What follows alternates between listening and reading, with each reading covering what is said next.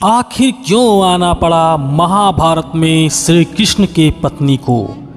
आखिर किस बात ने किया उनको शस्त्र उठाने को मजबूर? और आखिर किस बात पर क्रोधित हो उन्हें रणभूमि में आना पड़ा?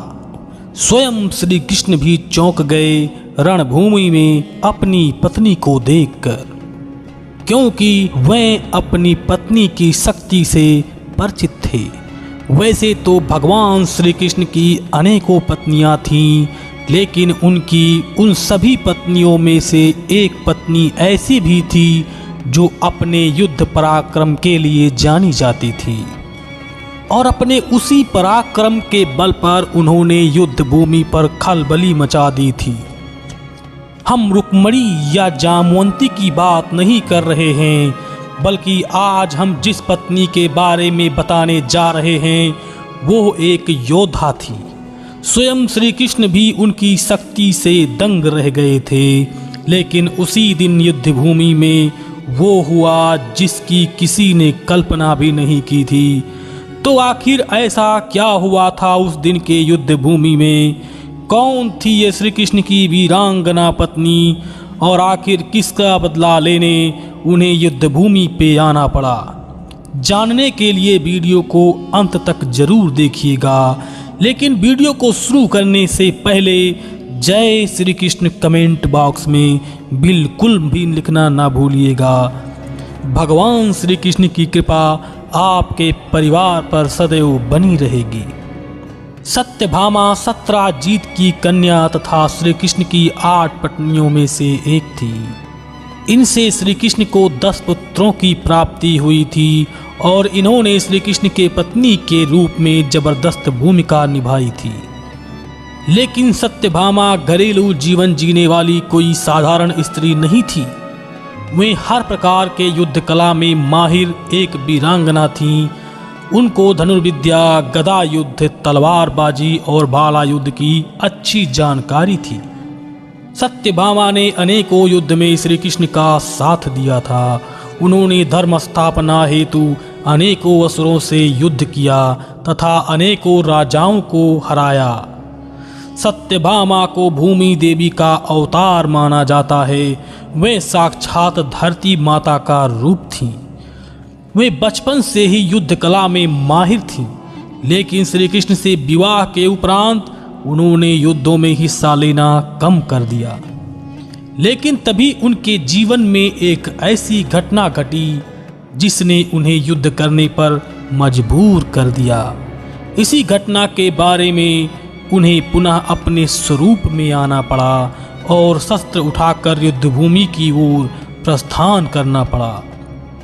वास्तव में जिस योद्धा के वध के लिए उन्हें रण क्षेत्र में जाना पड़ा, उसे यह वरदान था कि भूमि देवी के हाथों ही वह मारा जा सकता है, और इसके अलावा उसका कोई भी वध नहीं कर सकता। वह योद्धा कोई और नहीं बल्कि नरकासुर नामक एक महाभयानक दैत्य था। नरकासुर ने देवासुर संग्राम में भाग लिया था और असुरों के साथ देवताओं का दमन किया था। नरकासुर देवताओं का परम शत्रु था तथा सदैव अधार्मिक कार्य करता रहता था। उसका जन्म पृथ्वी के गर्भ से हुआ था, और उसे ब्रह्मदेव से यह वरदान था कि उसकी मृत्यु केवल उसकी माता के हाथों हो सकती है। अपने वरदान के मद में चूर नरकासुर देवताओं को तुच्छ समझने लगा और उसने देवताओं को सताना शुरू कर दिया। उसने इंद्रलोक पर आक्रमण कर इंद्रदेव के सिंहासन को छीन लिया। उसने इंद्रदेव के कवच और कुंडल को भी छीन लिया, और अपने महल में 16,100 सुंदरियों को बंधक भी बना लिया। देवराज इंद्र ने नरकासुर के दुष्कर्मों को देखते हुए भगवान श्री कृष्ण से सहायता मांगी। ऐसा कहा जाता है कि श्री कृष्ण और नरकासुर का बड़ा ही गहन संग्राम हुआ।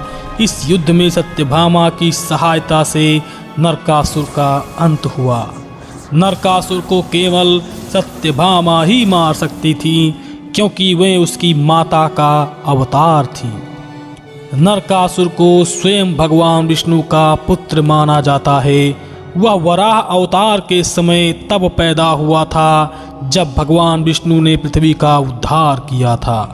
पुराणों के अनुसार पृथ्वी पुत्र नरकासुर पहले दुष्ट नहीं था, वो बाणासुर की संगति में पड़कर दुष्ट हो गया था, जिस कारण ऋषि वशिष्ठ ने उसे भगवान विष्णु के हाथों मारे जाने का श्राप दे दिया था।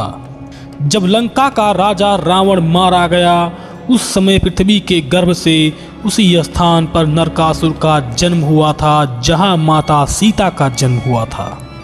16 वर्ष की आयु तक राजा जनक ने नरकासुर को पाला। बाद में माता पृथ्वी देवी इसे ले गईं और भगवान विष्णु ने इसे प्रयाग ज्योतिषपुर का राजा बना दिया, जो आज के असम प्रदेश में स्थित है। नरकासुर मथुरा के राजा कंस का परम मित्र था। विदर्भ की राजकुमारी माया देवी से नरकासुर का विवाह हुआ था और विवाह के समय भगवान विष्णु ने इसे एक दुर्भेद रथ दिया था। कुछ दिनों तक नरकासुर ने अच्छा शासन किया, किंतु बाणासुर की संगति इसे ले डूबी। ऋषि वशिष्ठ से श्राप होने के बाद नरकासुर ने अपने बल से ब्रह्मदेव को प्रसन्न करके ये वर पाया कि उसे देवता, असुर, राक्षस आदि कोई भी नहीं मार सकेगा और वह निष्कंटक राज करता रहेगा। नरकासुर का द्विध नामक वानर एक मित्र था, जो रामायण काल में कभी महाराज सुग्रीव का मंत्री हुआ करता था। नरकासुर ने हयग्रीव, सुंद आदि की सहायता से देवराज इंद्र को जीता, वरुण का छाता और देव माता अदिति के कुंडल छीन लिया तथा घोर अत्याचार करने लगा। इसी कारण श्री कृष्ण और देवी सत्यभामा को नरकासुर का अंत करना पड़ा। सत्यभामा राजा सत्राजीत की पुत्री थी, जो भगवान सूर्यदेव के परम भक्त थे।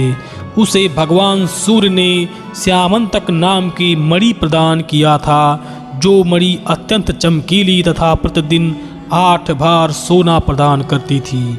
श्री कृष्ण ने सत्राजीत से आग्रह किया था कि वह मणि राजा उग्रसेन को प्रदान कर दें, किंतु वह नहीं माना।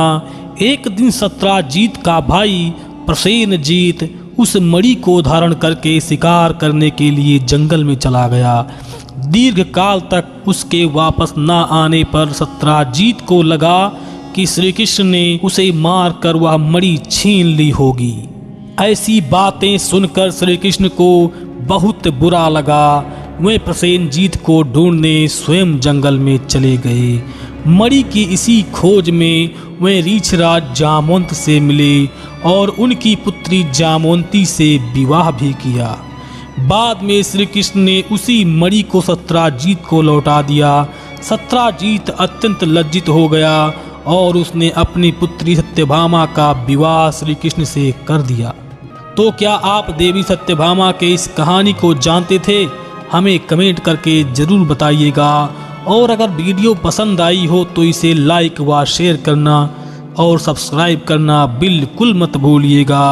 भगवान की कृपा आपके घर परिवार पर सदैव बनी रहेगी। जय श्री कृष्ण।